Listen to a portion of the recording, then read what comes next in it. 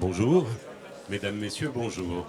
Je vous propose de nous rejoindre pour entendre quelques témoignages d'entrepreneurs sociaux, des entrepreneurs un petit peu différents qui ont une façon bien à eux de considérer l'entreprise et d'exercer le métier de chef d'entreprise. Innover, devenez entrepreneur social, c'est le thème des 30 minutes que nous allons animer ensemble. Je suis Philippe Garcin, en charge de l'entrepreneuriat social chez Réseau Entreprendre. Et je vais animer cette session avec Nadine Nadeau, chef d'entreprise de l'atelier 2N, avec Jackie Tétrault, qui a créé Cinéo il y a quelques années, et Gwenaëlle Collet, qui dirige Casem 19. Alors, qu'est-ce que c'est que l'entrepreneuriat social ? L'entreprise, c'est un outil efficace pour créer des richesses financières, des richesses sociales ou sociétales. La plupart des entrepreneurs utilisent cet outil pour avoir un revenu, constituer leur patrimoine, mais certains d'entre eux utilisent cette efficacité économique que l'entreprise permet pour s'attaquer à des défis de société, c'est-à-dire des défis qui nous concernent tous, comme par exemple l'accès à l'emploi, on en parlera beaucoup ce matin, comme l'accès au logement, comme la place de l'homme sur la planète, ou l'alimentation, des défis de société qui vont être illustrés par nos trois témoins, à qui je vais tout de suite passer la parole, et notamment je vais passer la parole à Nadine Nadeau, qui donc dirige l'atelier 2N. À quel défi s'attaque l'atelier 2N ? Alors, il y a plusieurs défis, hein, mais on vient à l'entrepreneuriat social suite à des parcours un petit peu particuliers, on en reparlera plus tard, mais déjà, on a envie de créer. Donc créer ou reprendre, c'est aussi parce qu'on a des compétences, on a des savoir-faire qu'on a envie de transmettre. Et on a envie de les transmettre pour effectivement, vous parliez de revenus, oui, c'est aussi souvent parce que on veut créer son propre emploi, donc avoir un revenu. Et puis, on a envie de fédérer du monde autour de soi et des personnes qui sont en situation difficile et qui ont envie de prouver des choses. Et ce qui me plaît dans cet entrepreneuriat social, c'est qu'on n'est pas on n'est pas que assisté, c'est-à-dire qu'effectivement, comme vous l'avez dit, on crée des richesses. On crée de l'emploi, les personnes qui vont travailler vont consommer. Voilà, c'est une histoire qui fait qu'on va se sentir utile. Et puis on va être dans la chaîne de la production, comme une entreprise quasiment classique. On n'est pas que assisté. Et qu'est-ce que vous faites dans votre entreprise, l'atelier 2N, et à quoi elle sert, cette entreprise ? Voilà. Alors en fait, l'entreprise, l'atelier 2N a été créée en 2003, donc elle va fêter ses 10 ans l'année prochaine. Et elle a une activité de sous-traitance. Donc on travaille essentiellement pour des entreprises industrielles locales qui vont externaliser certains travaux qui ne sont pas leur cœur de métier. Et donc nous allons être à la fin de la chaîne de production. Donc il faut être réactif, faut savoir faire de la qualité, répondre dans les délais de nos clients et selon ce dont ils ont besoin. Qu'est-ce qui en fait une entreprise sociale ? Alors, cette entreprise sociale, alors déjà de par son activité, on est sur une activité qui ne nécessite pas d'être un grand technicien, homme, femme, jeune, plus âgé, peut accéder aux postes de travail qui sont dans cette entreprise. Et puis, durant leur parcours dans cette entreprise, eh bien, on va aussi privilégier la formation. Il va y avoir des temps, il y a des personnes qui sont dédiées à l'accompagnement socio-professionnel des personnes. Donc là, effectivement, on a des aides qui nous sont données par l'État et par le département. Donc, pour accompagner les personnes qui ont des projets professionnels, parce qu'elles sont là. Effectivement, au départ, c'est alimentaire, on va dire. Hein. Mais ensuite, elles ont des projets professionnels d'accéder à de la formation longue, d'accéder à un emploi durable, de plus être en précarité. Et là, on va les aider, on va les accompagner. Il y a des temps qui sont dédiés uniquement à cet accompagnement-là. Donc, effectivement, là, on est sur du social qui est un peu plus développé. Hein. Voilà. Pour aider vos salariés à progresser professionnellement. Professionnellement, socialement. Hein, disons que c'est un nouveau départ pour eux. Souvent, on a des personnes qui sont éloignées de l'emploi, qui sont au chômage depuis de nombreux mois, voire de nombreuses années. Donc, c'est les aider à repartir, à se resociabiliser et aussi se sentir utile et à nouveau avoir confiance en soi et pouvoir se dire, ah ben voilà, là, ça y est, je repars, je peux à nouveau frapper à la porte d'une entreprise et dire, je sais faire ça. Je peux être utile. Et Jackie, vous, votre entreprise, quand vous l'avez créée, c'était quoi l'idée de départ? Qu'est-ce qui vous a mis en œuvre? Alors en fait, l'idée de départ, c'était de créer une entreprise d'insertion. Et Syneo, effectivement, est une entreprise d'insertion. C'est quoi ça? Pardon? C'est quoi ça, une entreprise d'insertion?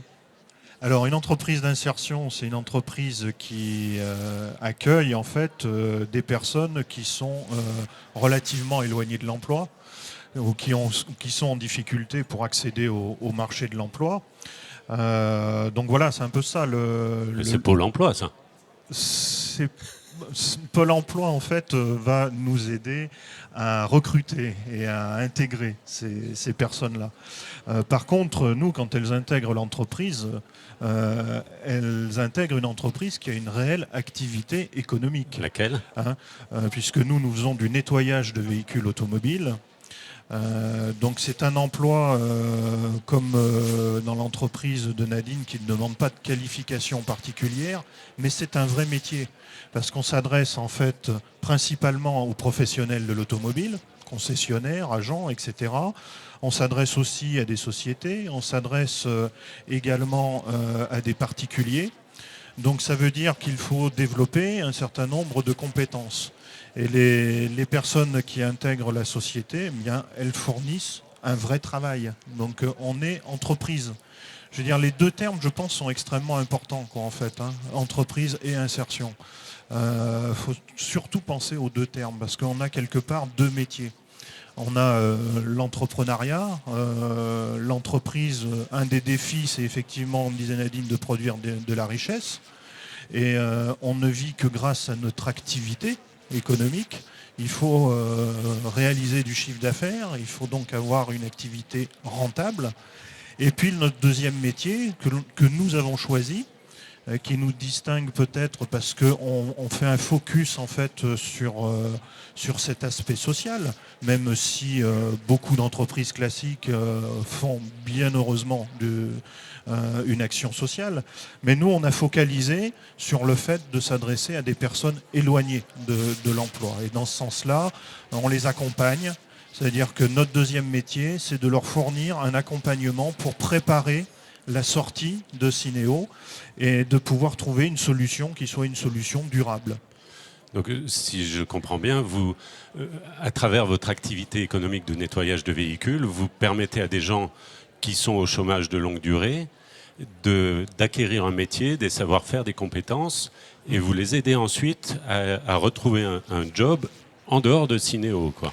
Oui, c'est exactement ça. C'est-à-dire que la mission de l'activité de l'entreprise, en fait, l'activité de l'entreprise, ça leur permet, pour des personnes qui ont été éloignées ou pour des personnes, on s'adresse aussi à des jeunes qui ont des difficultés pour trouver un premier emploi. Donc ça leur permet d'acquérir une expérience de l'entreprise, pour d'autres de retrouver des rythmes d'entreprise et de respecter des règles, de respecter des standards de qualité, de productivité, de venir travailler, de leur redonner donc confiance en leurs capacités. Et puis, à côté de ça, effectivement, un accompagnement pour leur permettre de déterminer vers quel projet professionnel ils vont s'orienter. Et ça, c'est important, puisque nous, l'entreprise d'insertion, les personnes ne restent pas dans l'entreprise. Hein. Oui. Donc, effectivement, on les accompagne pour trouver une solution dite durable. Gwenaëlle Collet, je crois que votre mission la mission de votre entreprise est un petit peu similaire, mais avec des personnes assez différentes.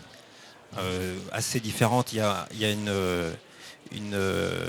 partie du public accueilli en entreprise adaptée, puisque moi je suis gérant d'une entreprise adaptée, qui a le même genre de difficultés qu'un certain nombre de personnes en entreprise d'insertion.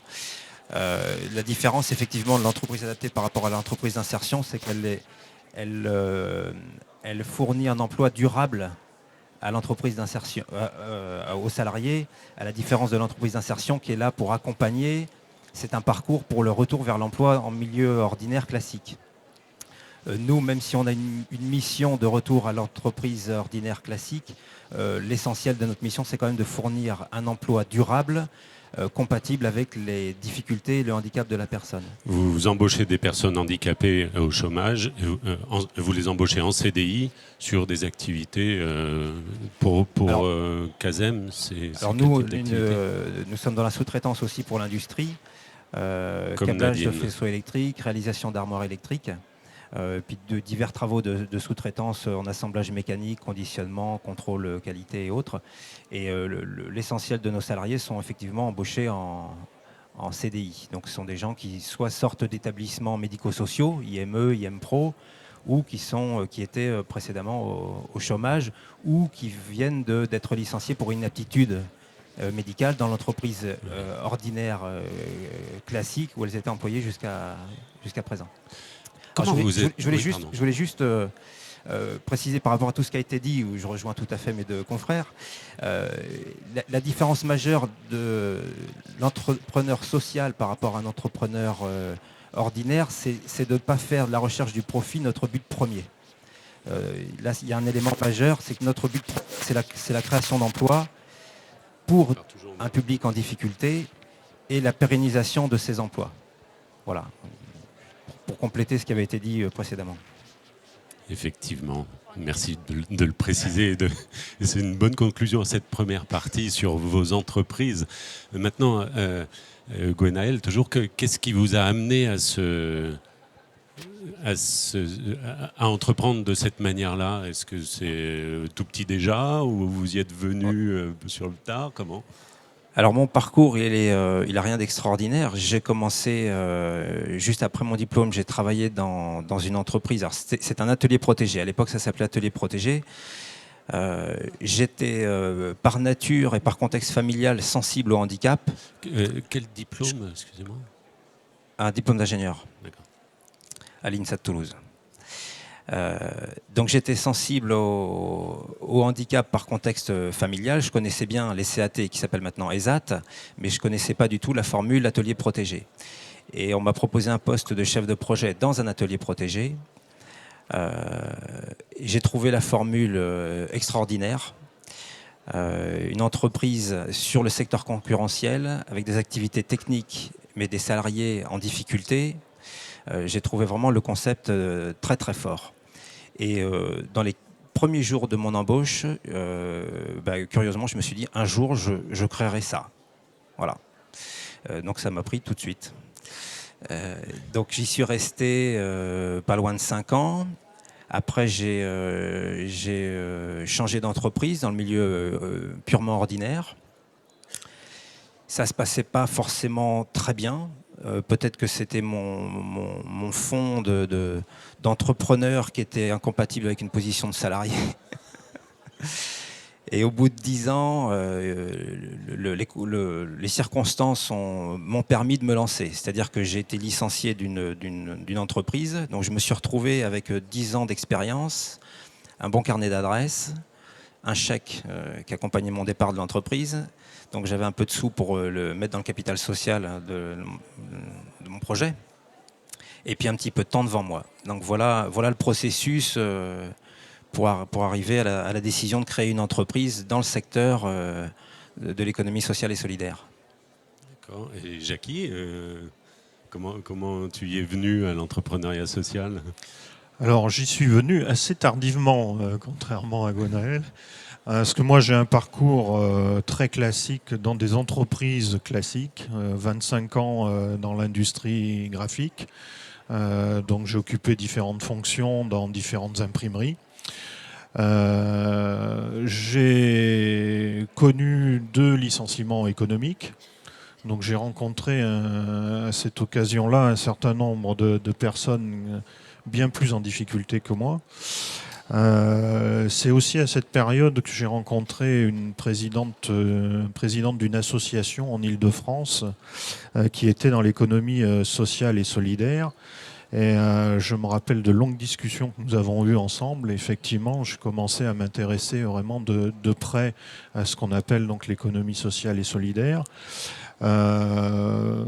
L'idée a commencé à germer. J'étais encore en poste, j'avais pas d'idée précise. Et puis sur le dernier poste que j'ai occupé, donc 2e licenciement économique à ce moment-là, et là je me suis dit c'est l'occasion de faire quelque chose de différent. Et lorsque j'avais regardé ce qui se passait dans le secteur de l'économie sociale et solidaire, j'étais vraiment très intéressé par le milieu de l'insertion, en fait. D'où le choix de s'orienter sur entreprise d'insertion. Je trouvais que ça mélangeait vraiment ce que je disais tout à l'heure, c'est-à-dire l'activité d'entrepreneuriat, la nécessité d'avoir une entreprise.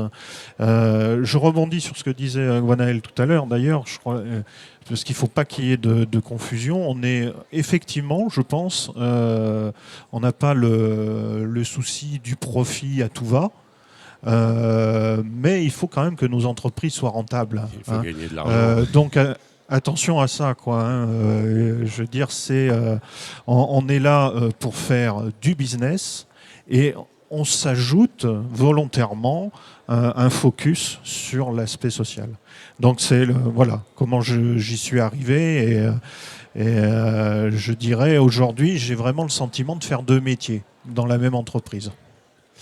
Et Nadine, il faut faire du business avec toutes les contraintes qu'on connaît pour l'entreprise. Et en plus, tu as un 2e métier d'accompagnement des personnes vers l'emploi ou d'embauche de personnes handicapées. Pourquoi s'ajouter cette complexité ? Qu'est-ce que ça t'apporte ? Oui, si, ça marche. Ça apporte beaucoup, finalement, humainement. Voilà, moi, le parcours, il est un peu le même que Jackie. Ce que Jackie a oublié de dire, il m'écoute quand je parle, Jackie. Ce qu'il a oublié de dire, Jackie, c'est que ce qui l'a convaincu d'aller vers l'entrepreneuriat social, c'est qu'il est venu me voir. Et qu'il a été bien conseillé. Mais enfin, ça, c'est juste une parenthèse. Je te remercie de m'avoir remercié. Voilà. Donc, effectivement, moi, un peu le même parcours, un peu plus de 20 ans aussi dans l'industrie, dans l'imprimerie. Des problèmes, un peu comme toutes les personnes qu'on rencontre et qu'on peut rencontrer aujourd'hui sur le salon, qui ont perdu leur emploi et qui veulent recréer leur emploi et avec une dimension autre que celle qu'on a connue dans des grandes entreprises où c'est le chiffre d'affaires à tout va, la rentabilité, tout. Et là, c'est une pression énorme. Alors là, on a la pression aussi, plus une, mais il y a cet échange que l'on a avec les personnes qu'on rencontre, parce que ce sont des rencontres très très riches. Voilà, donc, on comprend à quoi ça sert de toute la complexité qu'on a à gérer. Ça va faire 10 ans et je suis toujours aussi passionnée par ce que je fais. Vraiment, ça me plaît. C'est vraiment une grande, grande richesse. Tu le fais pour les salariés que tu embauches. Oui, je le fais pour moi, je le fais pour les salariés. Et il y a un retour. Il y a un retour parce que effectivement dans l'entreprise aujourd'hui on est une trentaine, mais tout le monde est impliqué, que ce soit de l'encadrant, cadre responsable à la personne qui sera en production. On sent une implication, on sait pourquoi on travaille. Et pour l'avenir, et pour leur avenir, pour l'avenir de l'entreprise. Enfin voilà, et ça c'est vraiment... Enfin, moi aujourd'hui, ça fait 10 ans, j'ai toujours cette sensation-là, donc j'espère que ça va durer. Voilà. Et quand tu as démarré ton entreprise, tu l'as créée, cette entreprise. Oui. Tu as été accompagnée. Alors, ça s'est passé alors ça, quelques mots là-dessus peut-être. Oui, rapidement, mais c'est obligé parce que déjà créer une entreprise, c'est pas simple. Donc il faut effectivement savoir s'entourer. Alors effectivement, il y a l'environnement classique, l'accompagnement classique d'un expert comptable et d'un banquier, d'un bon banquier qui écoute, qui sait écouter. Et puis il y a effectivement des associations qui sont là, professionnelles, pour nous accompagner sur le montage des prévisionnels, des business plans, et puis ensuite pour nous aider à trouver des fonds, tu as à lever travaillé des avec fonds. Qui, tu te rappelles? Alors voilà, oui, je me souviens, ça je me souviens très très bien. Limousin Actif en premier lieu et qui m'accompagne toujours, même au bout de 10 ans. La Caisse d'épargne. Alors je suis désolée, mais je suis obligée de les citer parce que ça fait 10 ans qu'ils me suivent et ce sont les seuls et ils me suivent vraiment très très bien comme des partenaires, de vrais partenaires. Et puis après, ce sont des échanges plus ou moins informels de la réseau. Donc bien sûr, il y a Réseau Entreprendre. C'est tout le réseau un peu qui est là pour apporter aussi des savoirs et des mises en réseau. Voilà. Gwenaël, quand tu as démarré, tu as été accompagné? Oui, j'ai été accompagné par la pépinière d'entreprise Tremplin sur Brive. J'ai eu quelques contacts avec la boutique de gestion RL Corrèze. Et après, j'ai bénéficié d'accompagnement financier Limousin Actif, Oseo. Qui sont tous présents sur le salon. Tous présents. Suivi par le Crédit Coopératif et la Caisse d'épargne. Donc là aussi, le choix des établissements bancaires n'est pas anodin. Ce sont des valeurs des mutuelles ou des coopératives qui font qui partagent le même esprit d'entrepreneuriat social. Et ce que disait Nadine est vraiment important. Après, c'est le réseau. Alors, moi, en ce qui me concerne, c'est les entreprises adaptées. Donc, il faut beaucoup échanger avec les collègues parce qu'on est confronté à des difficultés similaires et l'entraide, les conseils sont vraiment importants. De même qu'il faut s'appuyer sur son expert comptable, son assureur, son conseiller financier pour avoir un regard extérieur sur notre entreprise, son fonctionnement. Le médecin du travail aussi, très important d'entretenir de bonnes relations avec les services de santé au travail. Et quand on bénéficie d'un accompagnement par une pépinière d'entreprise ou autre, c'est vraiment d'écouter leurs conseils. Combien de salariés chez Casem? Une 60aine. Ouais. Et Jackie, tu as donc rencontré Nadine, mais comment ça s'est passé ton accompagnement? Et là, c'est justement en parlant de l'accompagnement que je voulais remercier Nadine, bien évidemment. Ça me paraissait évident. Non, là, je ne vais pas remercier toutes les personnes parce qu'effectivement, j'ai rencontré beaucoup de personnes. Comme j'avais le souhait d'aller sur l'insertion, j'ai rencontré notamment tous les dirigeants d'entreprises d'insertion. Alors la particularité, moi, sur le démarrage, c'est qu'en fait, j'ai pu bénéficier à l'époque d'un dispositif qui s'appelait Fonds de confiance. Je ne sais pas s'il il existe toujours. Donc, qui est abondé par le Conseil régional et la Caisse des dépôts et consignations et qui permet donc de financer une étude de faisabilité. Ouais. Donc, je me suis appuyé sur eux. Et l'autre partenaire extrêmement important a été Réseau Entreprendre Limousin, puisque ma démarche s'est inscrite dans le programme Entreprendre Autrement. Je crois qu'il y a un atelier, non sur, Oui, tout à fait. Oui. D'accord. À 14h25. D'accord. Donc, ça, c'était vraiment une aide importante pour vraiment faire cette étude et s'assurer de la viabilité, de la faisabilité de ce projet. Et après, dans le démarrage, effectivement, il y a eu beaucoup de partenaires. Alors, je suis lauréat Réseau Entreprendre Limousin. Sur ce type de dispositif, ce qui est très intéressant, c'est qu'au-delà de l'aspect financier, il y a l'accompagnement, parrainage en fait par un chef d'entreprise. Et je crois que quand on crée une entreprise, le meilleur des parrainages qu'on peut avoir, c'est quand c'est un autre chef d'entreprise qui nous accompagne pendant 2 ans. Et je crois qu'on a besoin effectivement de conseils, de discussions, de débats pour faire avancer et pour ne pas planter son projet, très clairement. Pour pas être seul, oui. Après, moi je me suis rapproché de la CRES, la Chambre régionale d'économie sociale et solidaire, de l'UREI, l'Union régionale des entreprises d'insertion, sans oublier tous les partenaires Conseil régional, Conseil général, la Directe. Et j'ai eu la possibilité, moi, en faisant l'étude de faisabilité, d'intégrer tout de suite l'ensemble de ces partenaires. Ce qui fait qu'ils ont été au cœur du démarrage du projet et donc ils ont été très favorables au suivi pour la mise en place du démarrage ensuite de l'entreprise. Et puis effectivement, mes collègues l'ont souligné, mais bien évidemment qu'il faut un partenaire banquier. Là, c'est la Caisse d'épargne qui m'a suivi sur le projet, Oseo. Et c'est important parce qu'il faut avoir un vrai dialogue, là aussi. On est dans la relation humaine, au-delà aussi de la banque, c'est la personne que vous rencontrez, avec qui un climat de confiance s'inscrit en fait, sur la durée. Merci. En conclusion, donc un entrepreneur social crée une entreprise avec toute la complexité que ça peut supposer. Et il a un deuxième métier qui est, avec la rentabilité dégagée par l'entreprise, d'abonder une cause pour vous trois, c'est le retour à l'emploi pour des personnes qui en sont éloignées. Ce qui suppose, si j'ai bien entendu, d'avoir une envie de ce côté-là assez forte, parce que c'est 2 métiers, 2 défis, 2 challenges, et de travailler avec un grand nombre de partenaires, donc d'être un animateur de ces partenariats qui existent, qui sont tous ces partenaires sont sur le salon.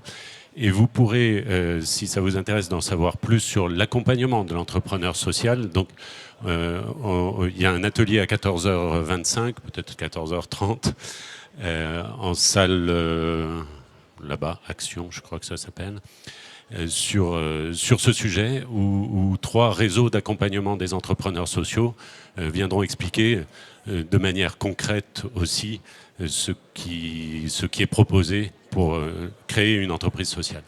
Merci de votre participation et bon développement.